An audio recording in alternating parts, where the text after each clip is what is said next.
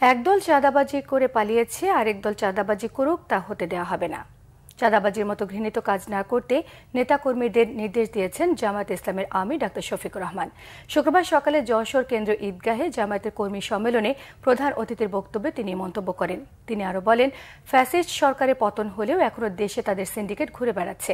দ্রুত এই সিন্ডিকেট ভাঙতে হবে।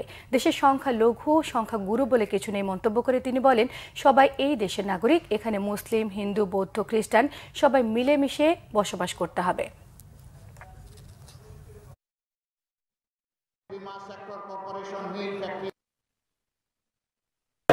যেখানেই যার শক্তি আছে সে দুর্বলের উপর তাণ্ডব চালায়, দুর্বলের পকেট কাটে। যে যত বেশি ধনী এবং জ্ঞানী আমাদের সমাজে এইরকম কিছু মানুষ আসে, সে তত বেশি চোর এবং ডাকাত।